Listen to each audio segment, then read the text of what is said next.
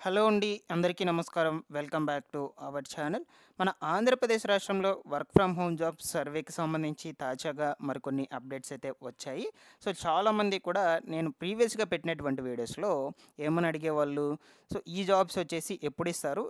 ఏ విధమైనటువంటి జాబ్స్ ఇస్తారు? Government jobs ఇస్తారా? లేదంటే నార్మల్ ఐటీ జాబ్స్ ఇస్తారా?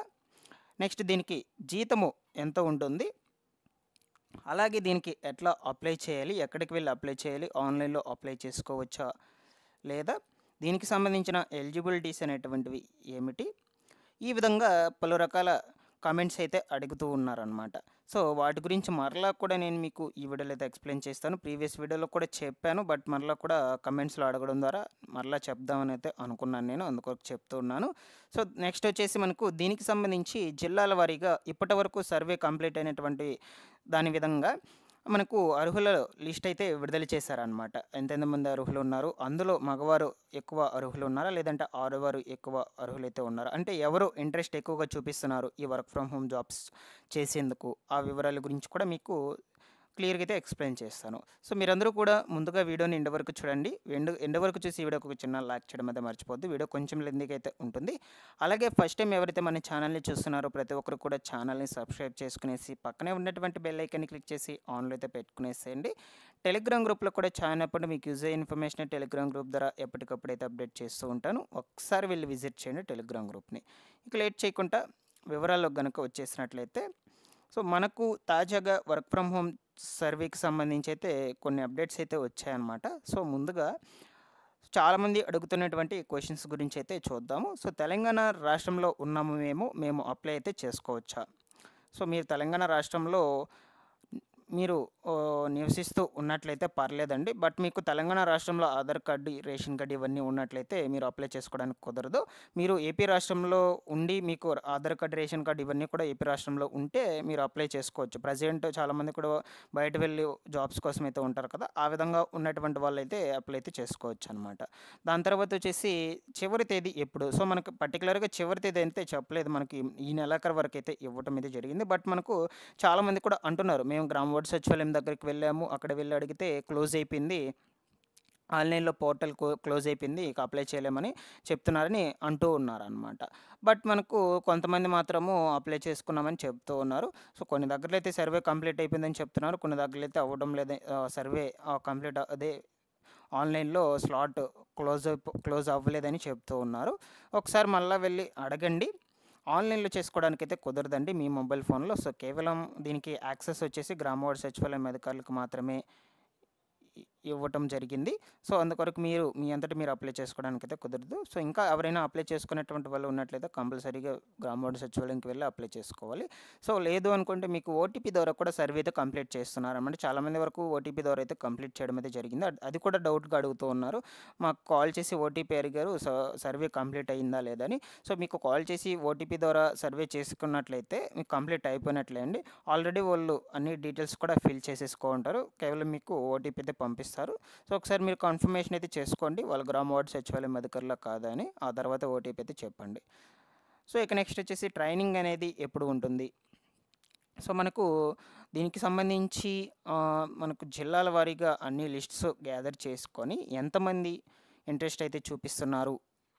సో, ఈళ్ళు ఫైనల్ ఎలిజిబుల్ లిస్ట్ రిలీజ్ చేశాక మీకు ఈ జాబ్స్ అనేటువంటిది అలర్ట్ చేశాక ట్రైనింగ్ అయితే ఇవ్వటం జరుగుతుందనమాట. అంటే వాళ్ళ స్కిల్స్‌కి తగిన విధంగా అయితే ట్రైనింగ్స్ అయితే ఇవ్వటం జరుగుతుంది. నెక్స్ట్ ఇంకొంతమంది వచ్చేసి గవర్నమెంట్ జాబ్స్ అనేటువంటివి ఇస్తారా? ఇవ్వరా? అని అడుగుతూ ఉన్నారు. గవర్నమెంట్ జాబ్స్ కాదండి ఇవి. ఐటీ జాబ్స్ అనమాట. మనకు ఐటీ కంపెనీస్‌లో ఓహ్, ఉండేటువంటి జాబ్స్ మాత్రమే ఇవ్వడం అయితే జరుగుతుంది. సో, అందువల్ల ఇవైతే గవర్నమెంట్ జాబ్స్ అయితే కాదు. సో, మనకు వర్క్ ఫ్రమ్ హోమ్ జాబ్స్ అనమాట ఇవి. నెక్స్ట్ జాబ్ ఎప్పుడైతే ఇస్తారో మీకు మాక్సిమం ఈ సర్వే మొత్తం కూడా కంప్లీట్ అయిపోయి ఫైనల్ ఎలిజిబుల్ లిస్ట్ వచ్చాక మేబీ జూన్ పడొచ్చు, జూలై అయితే పడొచ్చు అనమాట.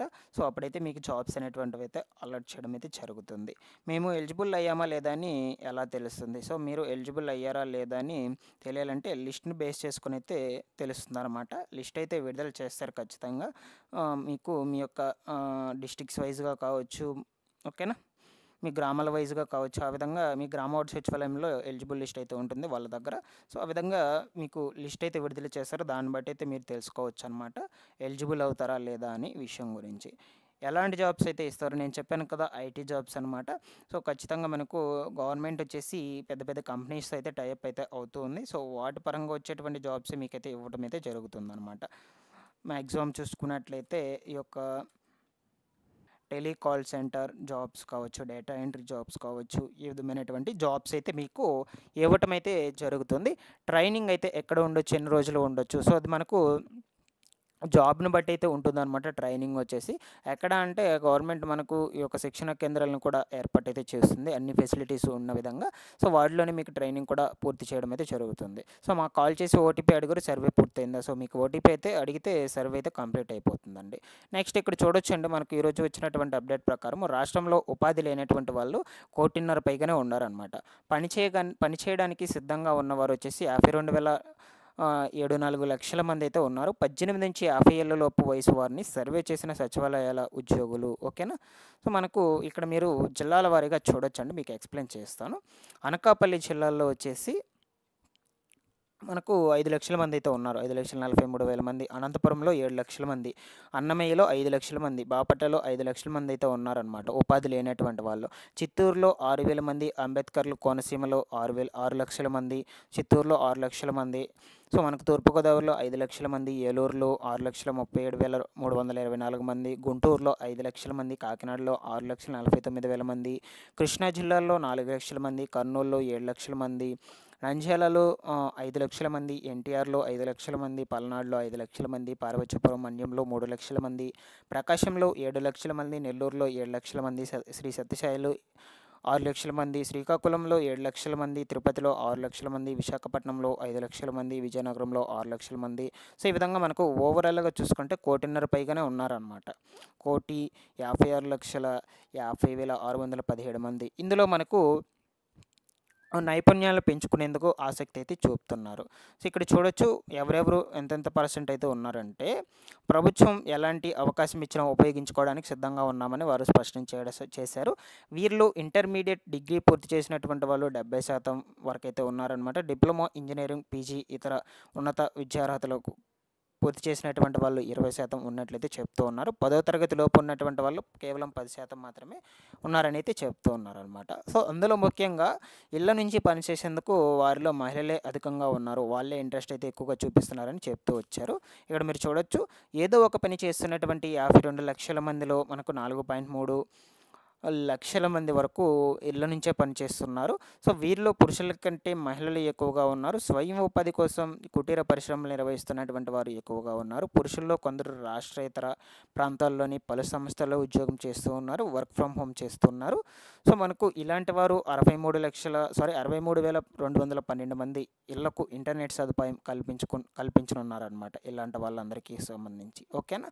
సో, ఓవరాల్‌గా చూసుకుంటే మనకు మహిళలే ఎక్కువ ఇంట్రెస్ట్ అయితే చూపిస్తున్నారనమాట వర్క్ ఫ్రమ్ హోమ్ జాబ్స్ చేయడానికి. అంటే ఇంటి నుంచే వర్క్ చేసేందుకు. సో, మనకు గవర్నమెంట్ అయితే ఖచ్చితంగా అయితే మీకు ఏదో ఒక అవకాశం అయితే కల్పిస్తుందండి. అది కూడా మీ స్కిల్‌కు తగ్గట్టు. ఒకవేళ మెకానిక్ షాప్ పెట్టుకున్నటువంటి వాళ్ళు ఉన్నట్లయితే ఫర్ ఎగ్జాంపుల్‌గా వాళ్ళకి సంబంధించి దాని మీద ఇంకొంచెం ట్రైనింగ్ అయితే ఇప్పించి సో, వాళ్ళకి అదే దాని మీద జాబ్స్ అయితే ఇప్పించేందుకు అవకాశం కూడా ఉండొచ్చు. ఈ విధంగా కూడా వాళ్ళు ఇప్పించేందుకైతే చూస్తూ ఉన్నారనమాట. మీ దగ్గర ఏ స్కిల్ ఉంటే దాని మీద అయితే మీకు బేస్ చేసుకొని క్వాలిఫికేషన్ బేస్ చేసుకొని జాబ్స్ అయితే ఇవ్వటం అయితే జరుగుతుంది. సో, మనకు ముందు ముందు రోజుల్లో ఈ వర్క్ ఫ్రమ్ హోమ్ సర్వేకి సంబంధించి అయితే ఎటువంటి ఇన్ఫర్మేషన్ వచ్చినా కూడా వెంటనే ఛానల్ నుంచి అయితే తెలియజేస్తూ ఉంటానండి. ప్రతి ఒక్కరూ కూడా ఛానల్‌ని సబ్స్క్రైబ్ చేసుకునేసి బెల్ ఐకాన్ అయితే ఆన్‌లో పెట్టుకునేసి రెగ్యులర్‌గా నేను పెట్టేటువంటి వీడియోస్‌ని కూడా ఫాలో అయితే అవుతూ ఉండండి. ఇంకేమైనా డౌట్స్ ఉన్నా కూడా అడగండి. కామెంట్స్‌లో రెస్పాండ్ అయితే అవుతాను.